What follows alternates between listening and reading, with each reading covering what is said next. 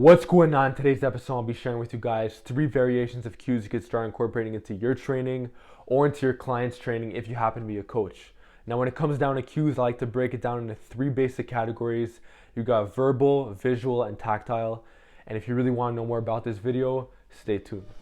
So the first variations of cues on the list is visual. I think this is extremely important. A lot of us are very visual creatures, and a lot of lifters like to actually see what's going on. This is where lines on the ground comes in. This is where lines on different kind of bars comes in. And this is where most importantly a mirror comes in. Because when you have a mirror, you're able to squat in front of it. You could deadlift in front of it, shoulder press, maybe not bench press, but you could probably incline in front of it too. And this gives you immediate feedback of exactly where your body is. And you couple that with recording your form with a phone from a different angle, and now you're flying. Now you got a lot of reference of what's going on.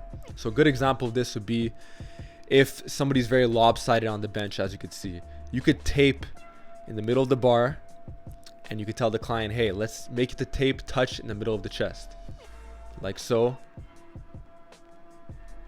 It's not perfect, but it'll be a lot better because now they have a reference point.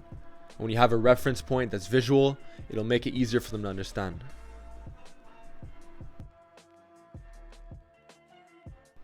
So another great example of visual cues would be to have lines on the ground. This is really important for standing lifts, for squats, for deadlifts, for shoulder presses, for certain people, because there's certain lifters who lift with a staggered stance without even knowing it. They have black shoes, they have a black mat, and they think that their feet are very symmetrical when they're really off. So as you can see in the video, my left foot is in front of my right, and it doesn't take a genius to know that this isn't symmetrical at all, and the weight distribution is not even on both sides because I have my left foot in front.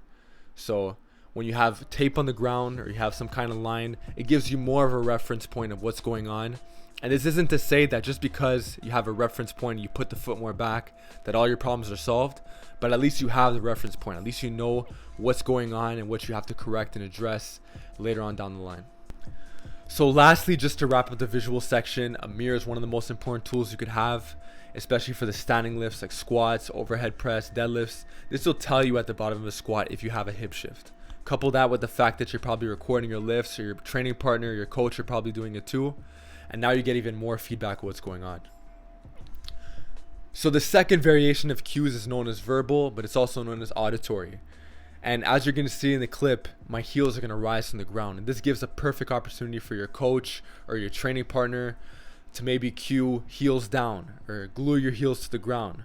Certain verbal cues that might resonate with the lifter, but it's not going to resonate with everybody. And this brings me on to my next point of tactile cues. So the last variation of cues, at least for today's episode, is tactile. This is a fancy way of saying touch, and this is really good for a lot of lifters who don't respond very well to the verbal cues.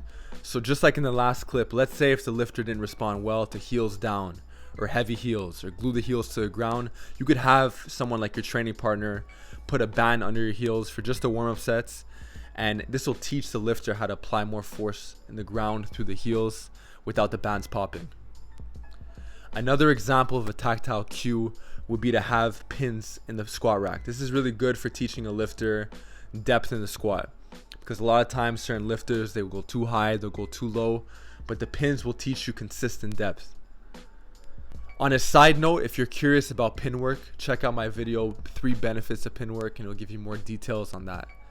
So just to wrap up the tactile cue section, another great tool you could have from a tactile standpoint to get more consistent range of motion on a squat if you lack that would be to have a box. So you could use a cinder block, you could use a plyo box. There's different kind of box you could use, it doesn't really matter, but this is a great reference tool that'll help you get the same consistent depth every single time. Alright, so there you guys have it. Hope you got some value out of today's episode. This is personally how I like to break down the 3 variations of cues, which are verbal, visual, and tactile. So let me know if you learned anything in the comment section below. Subscribe to the channel, and see you soon.